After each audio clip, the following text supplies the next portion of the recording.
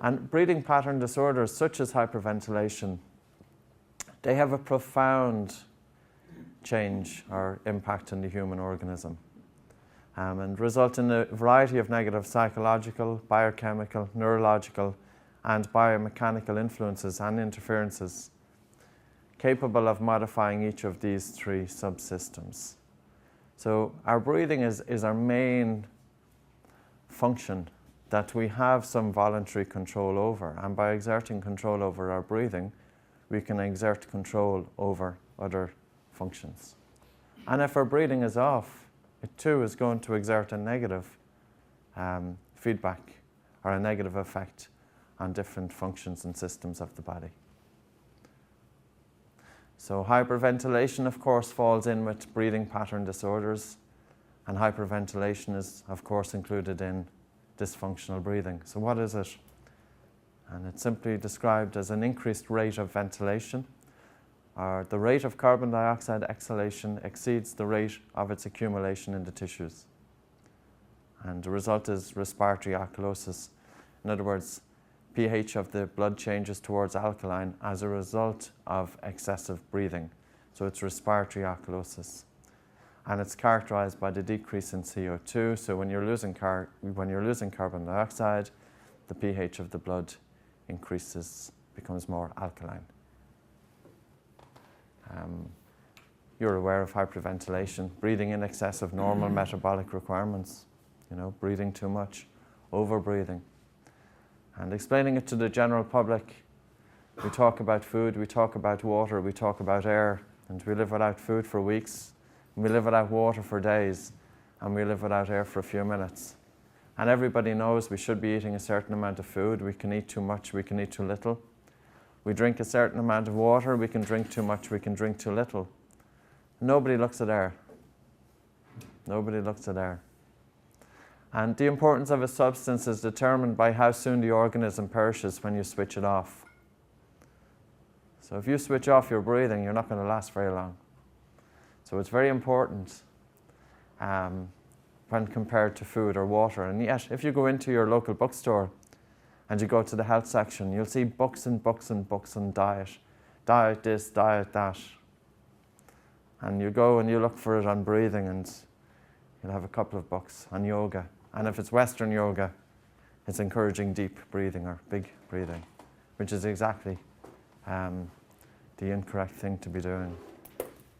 You understand that during normal breathing, when the hairs inside the nostrils are motionless, your blood oxygen saturations are between 95 and 98%. You cannot add any more oxygen to your blood by taking a breath in excess of normal. And this belief is endemic. Endemic. I ask people all the time, do you believe it's good to take deep breaths or big breaths? People come in with depression.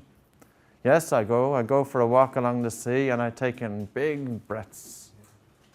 And all that's doing is reducing oxygenation of the brain. So as human beings, we often believe that more is good, but not in this situation.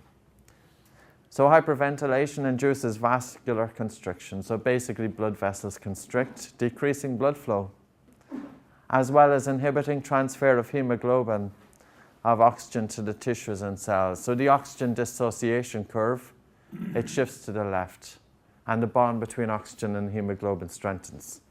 So the heavier you breathe, the less oxygen that's delivered. And there's a linear relationship between vasoconstriction. For example, in some individuals, the carotid artery can constrict by up to 50% from chronic hyperventilation, and those people will be more susceptible to panic attacks because there is a genetic component. If you have 100 people who are heavy breathing, they're not all going to get panic attacks.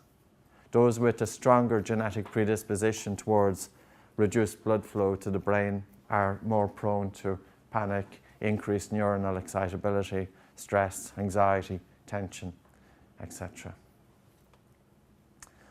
And this is generally the accepted reduction of blood flow.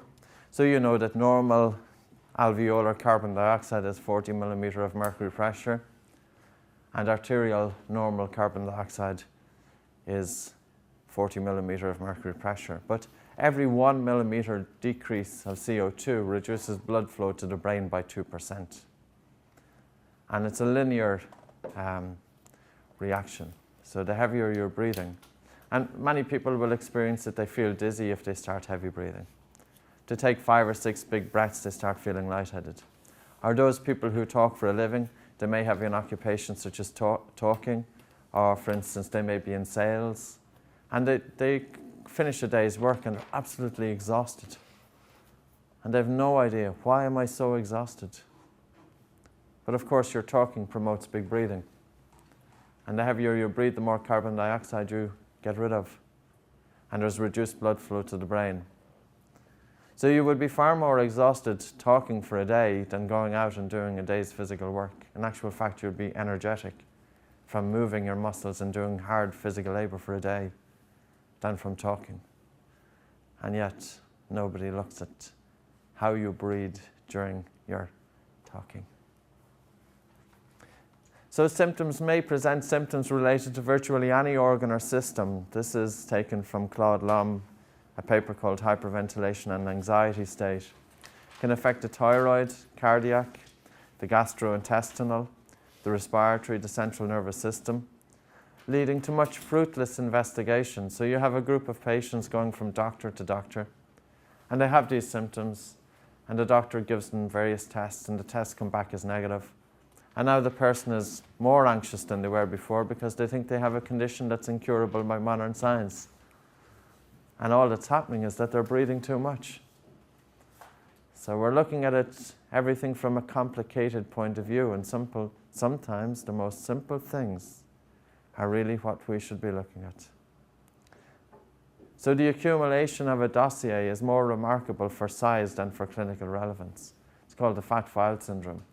So you can imagine a patient going from doctor to doctor, sometimes for many years, and their folder is increasing in size.